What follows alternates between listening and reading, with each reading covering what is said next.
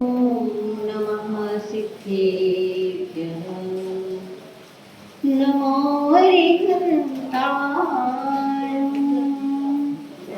नमो नमो आयर्याय नमो वृक्षाय नमो लोये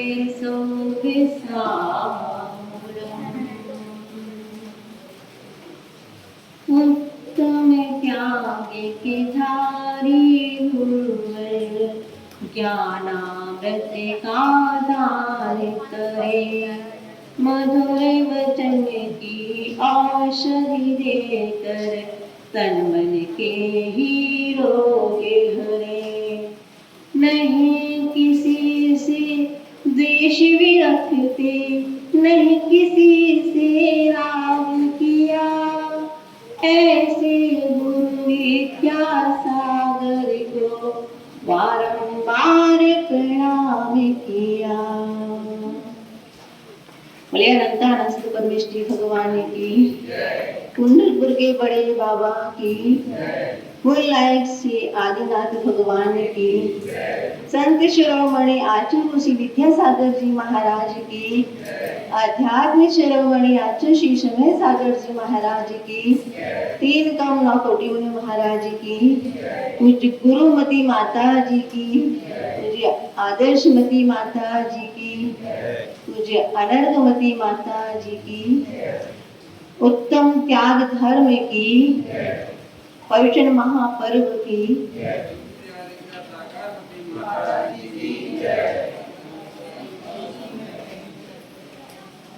आज उत्तम त्याग धर्म है। आचार्यों ने उत्तम त्याग के बारे में 2 प्रकार से व्याख्या की है। जो पूर्ण रूप से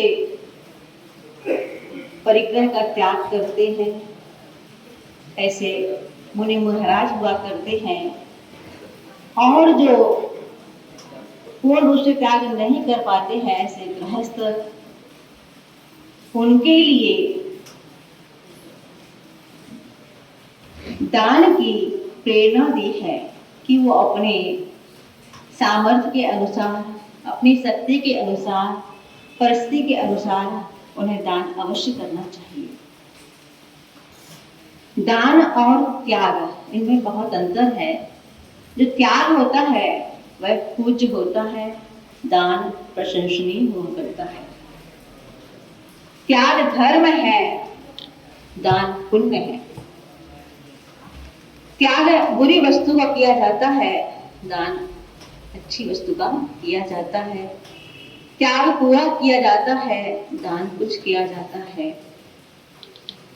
दान मुख्य रूप से श्रावकों के लिए कहा है और साधु के लिए गौर रूप है, और त्याग है वह साधु के लिए मुख्य रूप से है और श्रावक के लिए गौर रूप है। प्रकृति से हमें त्याग की प्रेरणा मिलती है। जैसे पत्ते जब सूख जाते हैं तो वह गिर जाते हैं, तो नए पत्ते आते हैं। हम श्वास जब छोड़ते हैं तो हम श्वास ग्रहण करते हैं। हम जब भोजन करते हैं तो हमें त्याग करना बहुत जरूरी होता है। नहीं करें तो क्या होगा? हम जीवित नहीं रह पाएंगे। गाय है, उसके स्तनों में दूध आ जाता है तो उसे छोड़ने की भाव होते हैं, अन्यथा उसे बहुत पीड़ा होती है। बादल जब भर जाते हैं तो वह बरसने लगते हैं। जब छोड़ते हैं बादल पानी तो वह मीठा होता है, और वही पानी जब समुद्र में जाता है तो खारा हो जाता है। कारण क्या है? क्योंकि सागर ने उसका संग्रह कर लिया। ये हमें प्रेरणा मिली है कि छोड़ने से वह मीठा होता है और संग्रह करने से खारा हो जाता है। धवला पुस्तक 8 में आचार्य ने कहा है कि जो साधुगण होते हैं वह सम्यक दर्शन, सम्यक ज्ञान, सम्यक जो रत्नत्रय है उसका दान करते हैं, उसे प्राशुक का दान कहा है। यह दान श्रावक नहीं कर सकते हैं क्योंकि उनके पास चारित्र नहीं होता है। जब हम किसी वस्तु से मोह छोड़ करके और संसार का स्वरूप समझ करके जब हम त्याग करते हैं तो वास्तव में वह सच्चा त्याग होता है। यदि हमने वस्तु का त्याग कर दिया और उस वस्तु से राग का त्याग नहीं किया तो वह त्याग व्यर्थ हो जाता है। जैसे कई लोग बोलते हैं ना, किसी ने घर का त्याग कर दिया और घर से राग का त्याग नहीं किया तो वह घर का ना घाट का, वह बहुत ही खतरनाक हुआ करता है। इसलिए हमें पहले क्या करना चाहिए, वस्तु से राग का त्याग करना चाहिए। एक महाराज थे जिन्होंने घर का त्याग कर दिया, परंतु उनका घर से जो स्नेह था, पत्नी से जो स्नेह था वह बना रहा। 12 वर्ष बीत गए पर अभी भी उनका राग बना हुआ है। उनके गुरु ने बहुत प्रयास किया कि हम इन्हें मार्ग पर ले आए, परंतु सब व्यर्थ रहा। उनके मन में स्थिति करने का विचार था। उन्होंने इसी उद्देश्य को लेकर के एक उपक्रम किया कि उन्होंने अपने घर पर कुछ संकेत कर दिया कि हम आ रहे हैं। उन्होंने अपने शिष्य से भी कहा कि आज अपन साथ में आहार चर्या को चलेंगे। और घर में जब संकेत किया तो माँ सोचती है, अरे मेरा बेटा दिगंबर होकर घर आ रहा है, ये कैसा हुंडा अवसर पे काल है, मेरा कैसे पाप का उदय आ गया कि मुनि बनकर के मेरा बेटा घर आ रहा है। क्योंकि माँ को ज्ञात नहीं था कि वह क्यों आ रहा है। जब दोनों पहुंचते और यह भी कहा गया कि मेरी जो रानियां हैं उनको सजा करके सामने लाया जाए। अब तो माँ को और चिंता हो गई कि ऐसा क्यों कह रहे हैं। जब दोनों घर पहुंचते हैं, दोनों महाराज गुरु और शिष्य, और ये भी कहा था कि एक काष्ठ का आसन लगाना और एक स्वर्ण का आसन लगाना।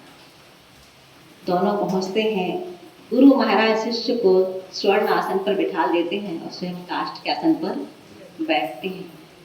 और जो रानियां थी उनको सामने खड़ा कहा, छोटे महाराज से बड़े महाराज ने कहा, ये सब रानियां हैं ना, ये सब हमारी ही हैं, आप इनमें से पसंद कर लीजिए, आपको कौन चाहिए है।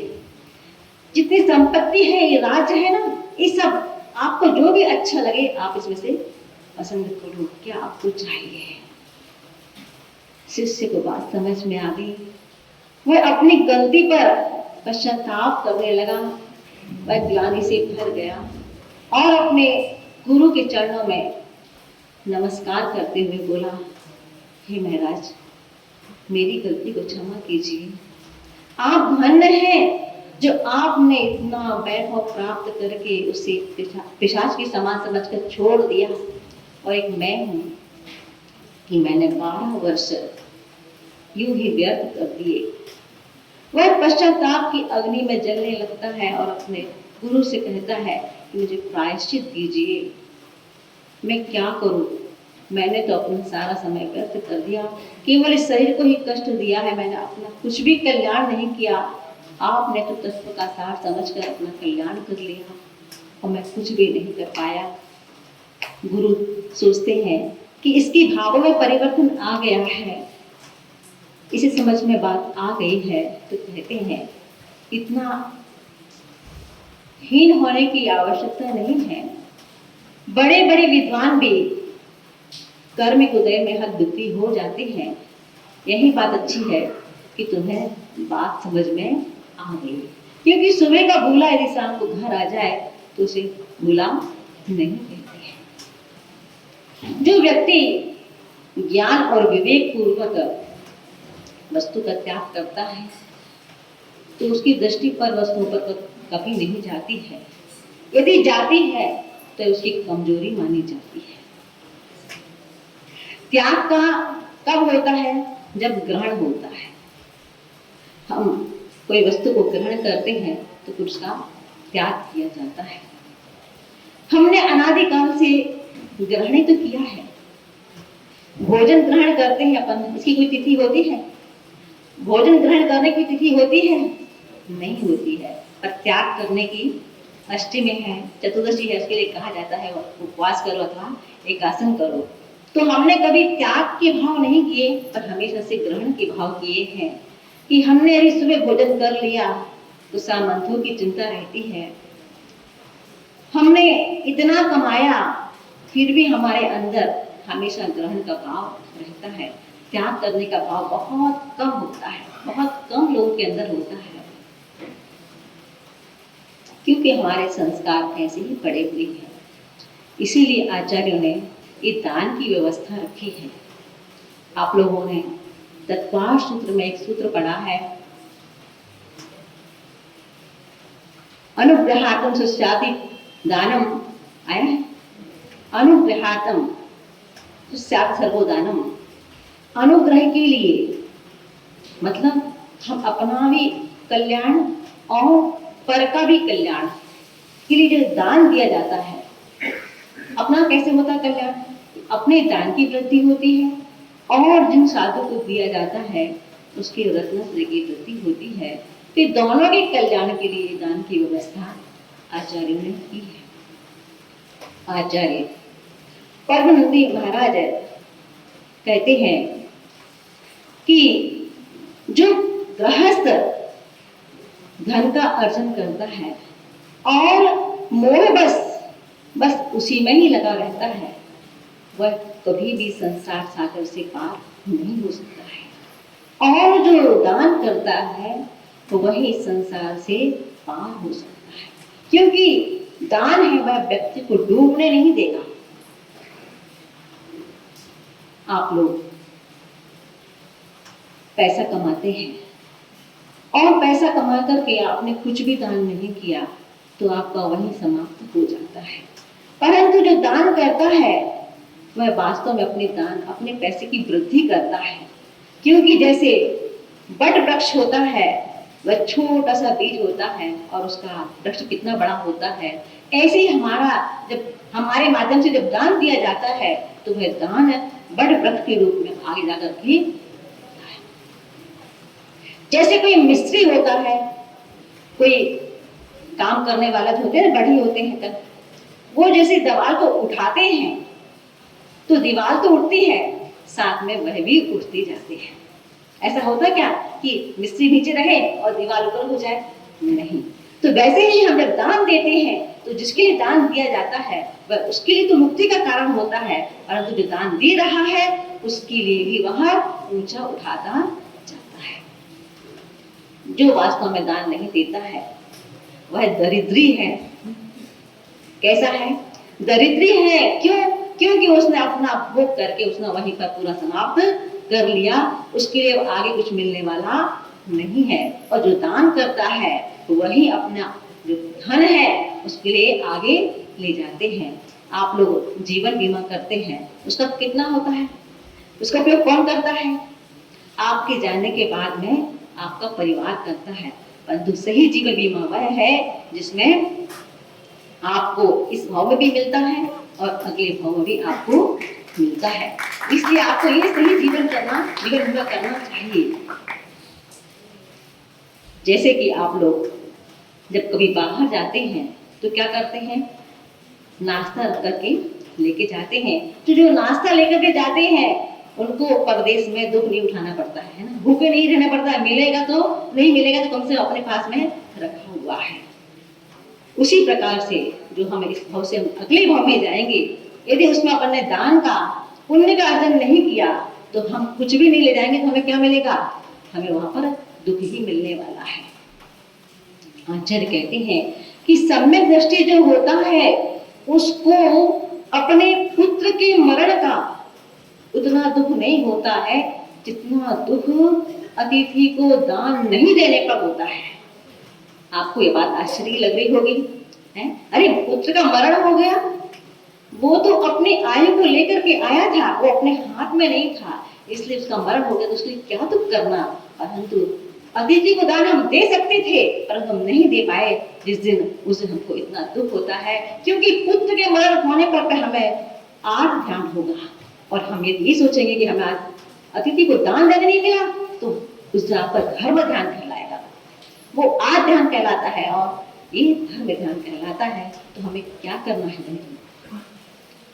कोई लोग कहते हैं कि जो लोग बड़े पैसे वाले होते हैं ना, उनका बड़ा सम्मान होता है। पैसे वालों का सम्मान होता है, मत सोचना पैसे वालों का सम्मान नहीं होता है, जो उनने त्याग किया है उसका सम्मान होता है। ऐसे पैसे वाले तो बहुत होंगे, परंतु किसी का सम्मान ऐसे नहीं करते हैं, जो पैसों का त्याग करते हैं उसका सम्मान हुआ करता है। गृहस्थ की शोभा दान और पूजा से होती है, ऐसा रैन साहब ने कहा हुआ है। जिसमें बहुत सारी संपत्ति अपनी बहुत मेहनत से कमाता है व्यक्ति, अपनी संपत्ति को अपने पुत्र और अपने परिवार से भी अधिक चाहता है, परंतु उसकी सफलता केवल किसमें है? इतनी संपत्ति जो हमने अर्जित की है, उसकी सफलता केवल है दान में।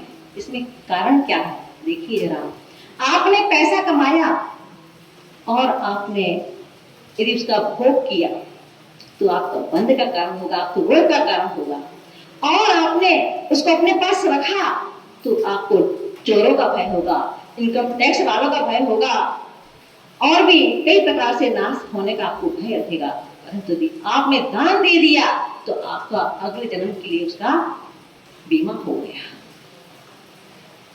आपने धन्य कुमार को पढ़ा होगा, धन्य कुमार ने अपने जीवन में केवल आहार दान की अनुमोदना की थी, उसका फल क्या हुआ कि वह जहां पर भी जाता था उसे पैसे मिलते थे, धन मिलता था। कारण क्या था?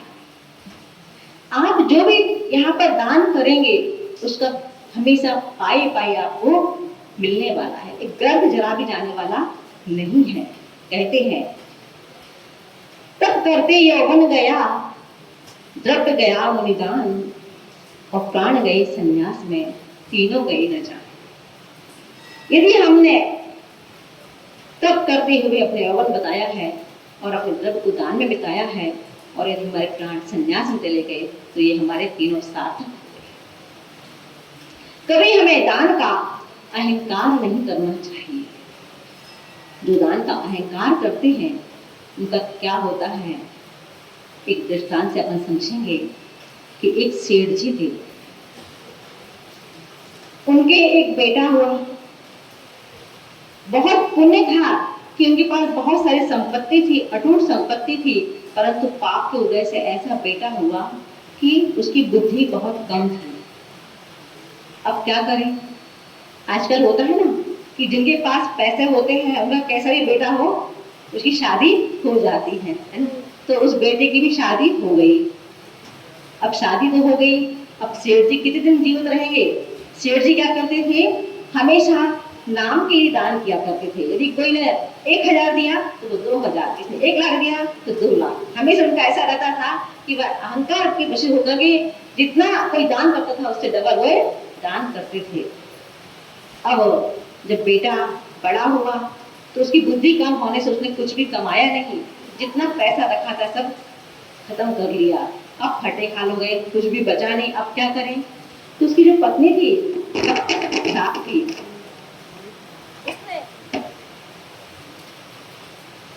अपने पति से कहा, देखिए आपके पिताजी ने बहुत दान किया है और हमारे पीहर में एक ऐसा राजा है जो उस दान के बदले में आपको पैसा देगा, तो आप एक काम कीजिए कि आप वहां चले जाइए और वहां पर अपने पिताजी दान किए हैं उसके बदले में आप कुछ पैसा लेके आ जाइए। उन्होंने पुण्य कमाया है, पुण्य के बदले में पैसा देता है। अब पत्नी के कहने पर वह धनपाल चला जाता है, भोला भाला था ही। वह साथ में उसके पत्नी ने थोड़े से दाल चावल रखे कि तुम रास्ते में भूख लगेगी तो इसको बना करके तुम खा लेना।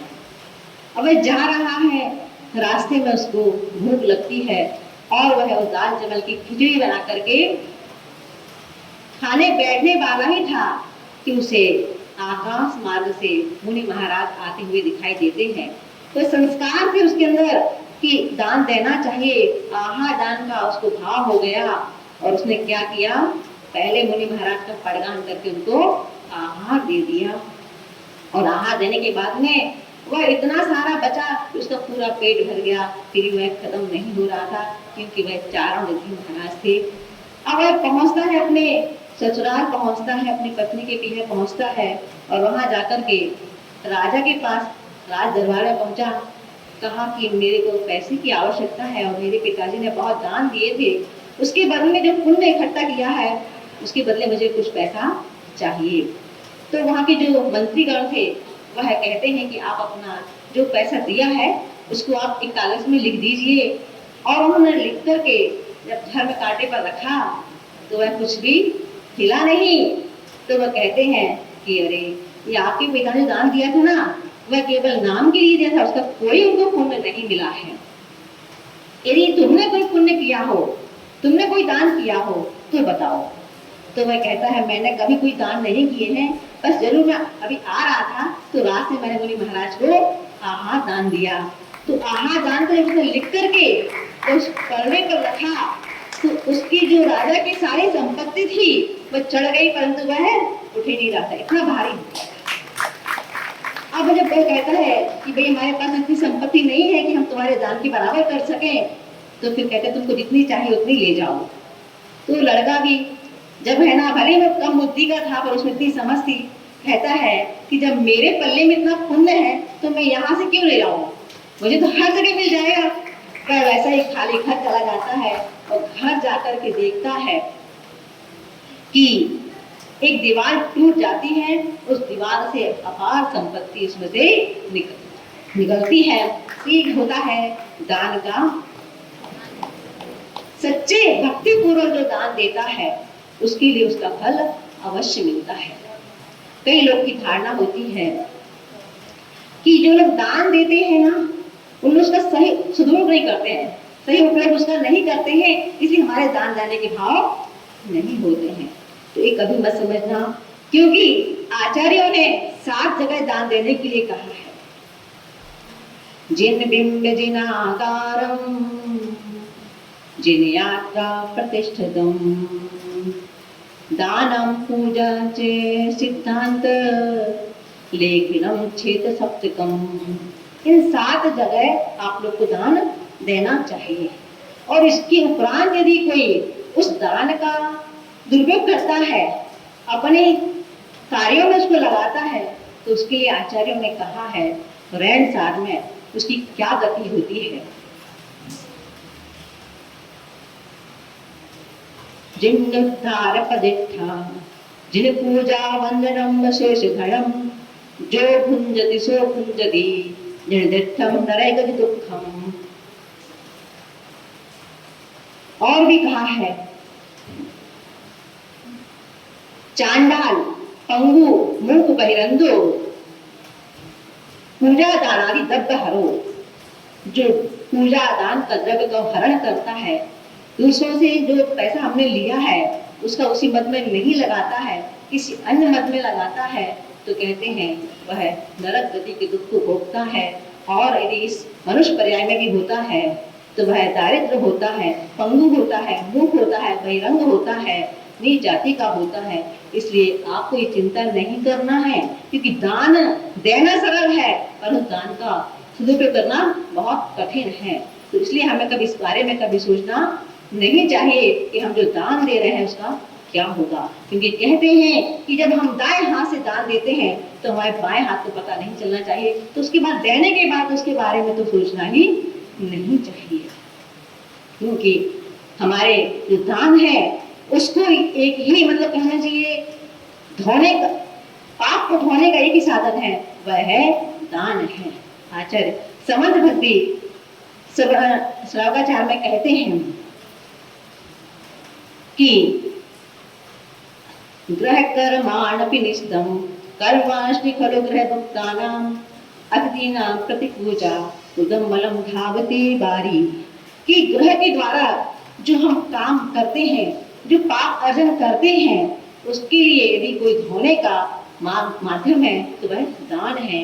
क्योंकि जिस प्रकार रुधिर को धोने के लिए पानी को अपन उपयोग में लाते हैं, वैसे ही हमारे जितने भी पाप हैं उसको धोने का कोई माध्यम है तो केवल दान है। आप लोग का समय हो रहा है, हम केवल आपको ये बताना चाहते हैं कि केवल वस्तु का ही दान नहीं होता है, वस्तु का दान ही नहीं होता है, अपने देश के लिए और अपनी प्रजा के लिए कभी कभी प्राण का भी दान करना पड़ता है। एक छोटा सा कथानक है, उसको कह के अपनी बात को पूरी करेंगे कि एक राजा, जिस पर कुछ दूसरे राजा ने चढ़ाई कर दी। अब राजा को चढ़ाई कर दी तो उन्होंने राज्य को जीत लिया।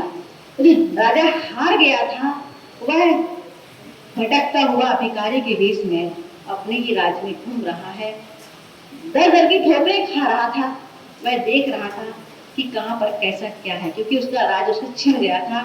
जो मिथिला नरेश था उसने उसका राज छीन लिया था और ये भेष बदल करके भिखारी के वेश में वह अपने ही राज्य में घूम रहा था। और मिथिला नरेश ने इसके लिए इनाम रखा था कि जो इस राजा को, कौशल राजा को जीवित हमारे पास लेके आएगा उसको 1000 स्वर्ण मुद्राएं दी जाएंगी। अब जो राजा, जो भिखारी था, वह घूमते घूमते एक अपने राज्य के नगर में, गांव में पहुंचा। वहां जाकर देखता है कि जो राज्य है एक गांव है, बहुत ही यहाँ पर बीमारी है, भूखमरी है, तो लोग बिल्कुल हताशा से बैठे हुए हैं। तो वह बहुत आश्चर्य पड़ता है कि ऐसा क्यों हो रहा है यहाँ पर। तो वह और एक बात और देखी उसने कि यहाँ पर कोई जवान व्यक्ति नहीं दिख रहा है, सारे वृद्ध हैं और विधवा स्त्रियां हैं, कोई भी जवान व्यक्ति नहीं है। तो वह वहां के वृद्ध व्यक्ति से पूछता है कि भाई ऐसा क्यों है, यहाँ पर कोई जवान व्यक्ति नहीं है क्या ऐसे आपके गांव में। तब वह कहता है, हाँ मुसाफिर, हमारे देश के राजा पर संकट आया था तो हमारे जो नौजवान हैं वह सारे इसमें शहीद हो गए। अच्छा, तो कोई एक भी जवान नहीं बचा। तो वह कहता है, क्या बताऊं, अरे हे मुसाफिर, हमने इस जन्मभूमि में यहाँ का अन्न, यहाँ का पान किया है और उसके लिए हमने भी अपने प्राणों की न्यौछावर कर दिए। तो हमने कोई बड़ा काम नहीं किया है, हमने अपना कर्तव्य का पालन किया है और हमारे सारे वीर इसमें शहीद हो गए हैं, कोई भी यहाँ पर नहीं बचा है। जो ऐसा काम नहीं करते हैं वे कर्तव्य नहीं करते हैं। इसलिए हमारे यहाँ के राजा जितने वीर थे, नौजवान थे, सबने अपने प्राणों की आहुति दे दी हमारे देश के लिए। वह राजा सोचता है, अरे उसकी आंखों में आंसू आ जाते हैं, हमारे देशवासियों ने, हमारे राज्य के लोगों ने इतना बड़ा दान किया है। अब वह सोचता है कि जो मेरे लिए इनाम की घोषणा की है वह मैं इन देश, अपने गांव के लोगों के लिए ही मैं दूंगा। तो वह कहता है कि जब मेरे लिए जीवित मैं अपना पहुंच जाऊंगा वहां पर, तो वहां का जो राजा जिसने जीता है वह इनाम दे देगा इन लोगों के लिए। तो वह गांव के लोगों को लेकर के उस राजा के पास पहुंचता है, मिथिला नरेश के पास। वह देखता है राजा, अरे जिसकी मैं खोज कर रहा था ये स्वयं अपने आप आ रहा है कौशल राजा। वह देखते ही वह खुश होता है। तो वह कुछ कहता है, इसके पहले ही वह कौशल नरेश जो भिखारी में था राजा, वह कहता है, हे मिथिलेश, तुमने मेरा राज तो छीन ही लिया है, अब मैं तुम्हारे सामने उपस्थित हूँ, तुम्हें जो कुछ करना हो हमारा कर लो। बस इतनी मेरी शर्त है कि जो तुमने शर्त रखी है कि जो इनाम की घोषणा की थी कि जो 1000 स्वर्ण मुद्राएं हैं वह तुमने रखी थी, वह ये मुद्राएं इन गरीब नगरवासियों को दी जाए, हमारे देशवासियों को दी जाए। ये सुनकर के वह जो देशवासी थे वह रोने लगते हैं।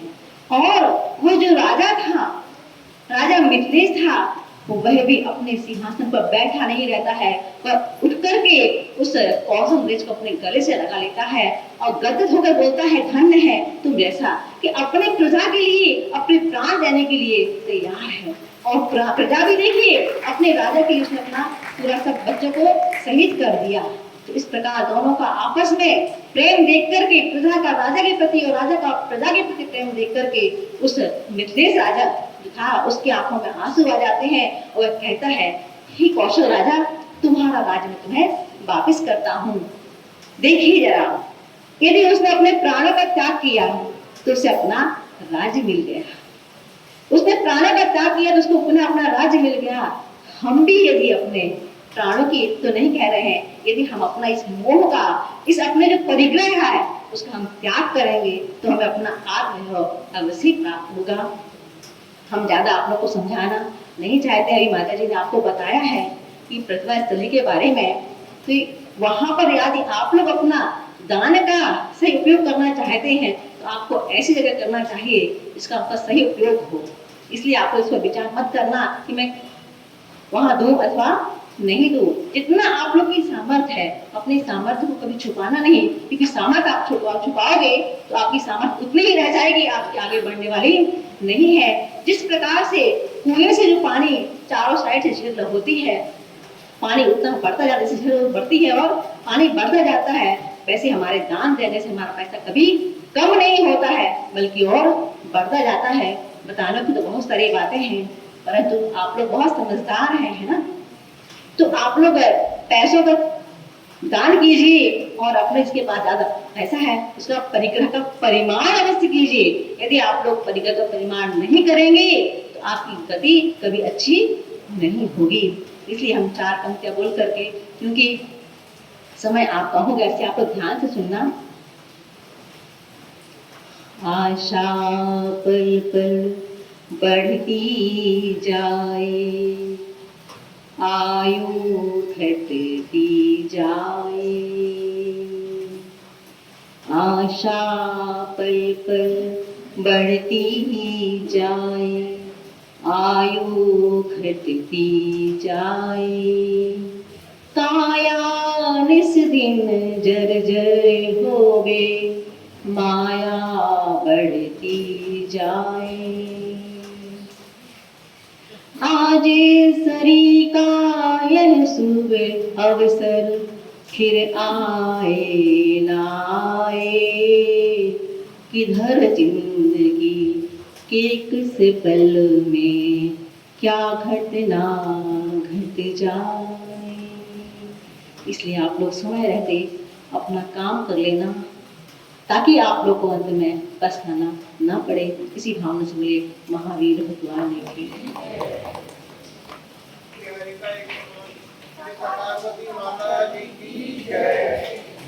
आइए हम सभी बड़ी माता जी के चरणों में बदनामी